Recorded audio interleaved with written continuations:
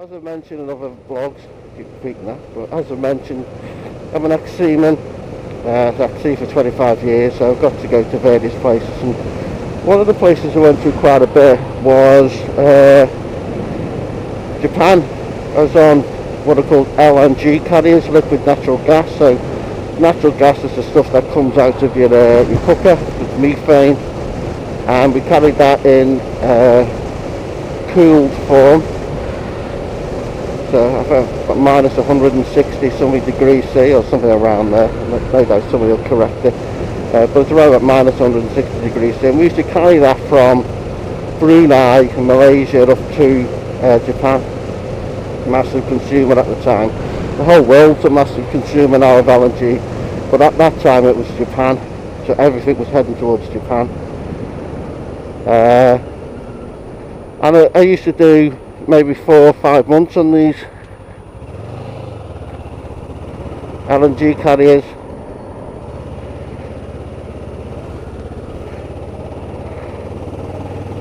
A nice day today. Yeah, 4 or 5 months on those LNG carriers. And so, because you need to get your hair cut, so there's some of the stories about going up, and picture me as a very early 20s. So, you know, relatively concerned about looks. You know, I've never been one of, shrinking wallflowers from that point of view, but yeah, you wanted to get your hair cut properly. So there's some of the things. Yeah, I went into one hairdresser's and I tried to aim from a proper barber if I could find one, which is quite rare in Japan. So I managed to find one. There's a bloke in front of me, and I used to try, and if there was 2 people in there, it was pointless going in, for reasons I'll explain eventually. But yeah, there's one bloke, so I went and sat waiting for this bloke, because he'd taken age to cut the hair. And 2 kids walked in, and kids I would suggest would be around about the 11-12 mark, no older than that. So they walk in, and in the spotless uniforms, and that's one thing that never ceases to amaze me when I was in Japan. You could get people who were obviously punks, if you like, with the spiky pink hair and all that, but they'd still be dressed in these absolutely pristine school uniforms. Anyway, these 2 young lads were sat there, and one of them was reading a comic, and the comic was in, what you would imagine it to be in that Japanese anime, is it called? The cartoony figure thing. And on the front page, I've got to watch these 2, it's like they're racing. On the front page, sometimes you get people come around these corners and they are on your side of the road. And there's a bit just further up where the people coming both ways decided that they owned the road, and they ended up smashing into each other exactly square on in the middle of the road. 100% front face hits, 2 4x4 drivers, anyway, yeah, so anyway, these 2 young kids, one of them reading this magazine, and on the front page there was a small lad lying on the floor guarding himself, and over him was stood a bigger boy, threatening him, clearly threatening him, shaking his fist and all that. And quite clearly the older boy was a bully, and lots of Japanese writing on this front as well and all that, but there was an English word, and what that English word was, and excuse me my language, but what that English word was, big capital letters, bastard. It was just, my eyes nearly popped out my head when I saw it, and I kept looking at these lads' faces to see if they realised what it was, and quite clearly it was just a foreign word. But what a strange thing to put on front of a kid's magazine. Yeah, reasons why you don't want many people in front of you in the Japanese hairdressers. I love Japan, I love the Japanese people, I thought they were absolutely fantastic, so don't take anything I'm about to say as indicative that, I consider there to be something wrong. But anyway, yeah, Japanese hairdresser, went into another one, and this place was very much like a barber. And there's a gentleman in front of me, and if you could have an imaginary picture about what a Yakuza boss, gangland boss would look like in a hairdresser, this was a big bloke, for, not just for the Japanese, but for the anybody, shaved head and all that crap. And let me just concentrate on getting past this bit, because this can be really dangerous. I always put my feet down here. I always try to. This is where that restrictive view really causes me problems.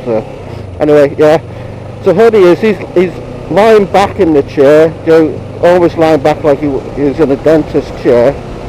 Standing over him was and I'll use the word hairdresser, right? Who's dressed extremely smartly, right? And over one of his arms is like a white flannel, whatever they call them. Very much looking like a waiter. You can definitely say that. And what he was doing was, he was sticking a pair of tweezers up this guy's nose, yanking out a piece of nose hair, laying that individual nose hair onto his sheet, onto this flannelette sheet on his arm, and then presenting it to this gentleman. The gentleman would then raise his head, look at her, nod, and then lean back, and the tweezers went again to get another piece of nose hair. As another, you're just sat there thinking, this is not happening, because you just knew you're going to be there forever. I can't remember, it's such a long time ago. I rather suspect he did his ears as well, but I just genuinely can't remember that.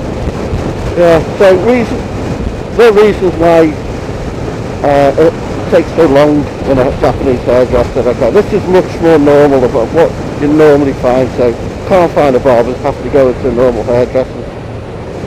Right. Yeah, so you went in, sat down, and on this occasion a young girl was cutting my hair, and the first thing she does is she hands over like this catalogue, because they're obviously used to foreigners going in there, so, and then they can't speak English, and obviously I can't speak Japanese apart from a few words, and this has got pictures and pictures and pictures of haircuts, so all I want is just the haircut. Don't give a crap, just cut it, but there's hundreds of pictures and every type of style you can name, so I tried to find the simplest one. I pointed to it. Back you go in the chair, in the dentist type chair, so now I'm leaning back. For the first 30 minutes there's hot towels going onto my head, hot towels going onto my face, there are face massages, head massages. It just goes on and on and on and on. And then eventually she starts cutting. And it's like each individual hair has to be cut, in separation to the next. And every now and again this girl was cutting hair and taking it terribly seriously. School there, just watch me speed here. Taking it terribly seriously. And there's this chappie, no, still a young chappie, but obviously more senior to her, would come over, right, quite relatively tall, really handsome as well, that I remember, and he would kind of stoop down and put his face next to mine, looking in the mirror at me, and he would just kind of do one of those, little nod and the wink to say, yeah, that's coming on, great, you look great. I just want my hair cut, I want to get out of here, hour and a half to get your hair cut, and that was normal. It just absolutely does your head in. Get your hair cut in Japan. I'll probably remember some more some other time, but that's it for now. Japan, absolutely fantastic place. Fantastic people, they really are. I remember walking down a street to imagine a roundabout like this with people walking around it now in the middle of wherever it was. I don't know. They went to quite a few places, but whatever it was, sun's high enough I don't have to put my screen down, I don't think. It's a bit awkward on this one, it's on the side where there's the sharks on the top, which is much easier to get at, much more convenient. I'll leave it up. Yeah, we went round the roundabout, and around came this truck, just like that one in front actually, strangely enough. This is all being coincidental. But it was full to the top, like milk bottle crates, you know, whatever they were, but they looked like milk bottle crates. And off they came, wasn't secured, off they came, so they went all over this roundabout, smash, smash, smash, smash, lots and lots, and to a man and woman, these Japanese go running onto the roundabout, you know, because all the cars had to stop, obviously, because there's glass everywhere, and start picking up all this glass and moving it to the side of the road, you know. And these are just a cross section of people, not just an individual Gudada. This was them all, their cross section, and they kept going until it was all picked up. I mean, obviously I did. I'm British, we don't do anything like that, but they all did. It was absolutely amazing to watch. Yeah, gosh, like some more stories like Tofano. I thought the hairdresser stories would last. Obviously not. A place called Sodigora, or Sodingora as we used to call it. I always remember about that there was a bar, a particular bar, and anybody that was been there around my time would immediately be able to name it probably. But this bar was unique in that when you walked into it, it was almost like a British bar, you could say, do with that wood panelling. But around all the wood panelling was lots and lots of messages from ships and plaques. So like the Royal Navy ships have like a shield. And these were all over this bar, and there was messages from ships and all sorts, from all different nationalities. And this place used to be jumping all the time, full of drunken seamen, and full of drunken Japs as well, because the Japs used to love it because it had character. And we used to go there all the time. And I had a time away, and I went back there about 2 or 3 years later on gas carriers again, but I went back there 2 or 3 years, and I headed towards this bar, and they'd done the modernisation like you saw a lot of in the UK. So instead of there being wood panelling, it was now all glass and steel, stainless steel, and this place was empty. They'd take all the things from the ships they'd removed,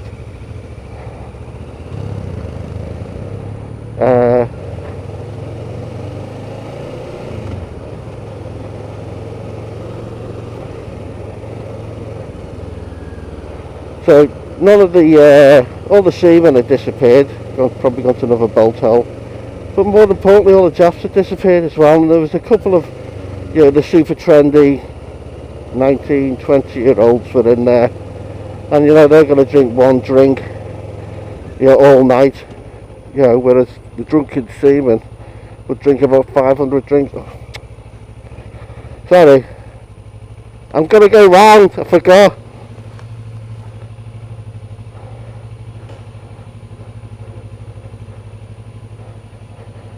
Force of habit. A force of habit.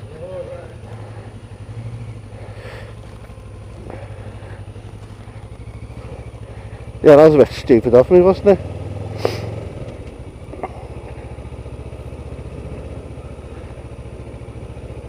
Surprised he didn't leap at me, that guy, because sometimes he can get quite animated, the security here.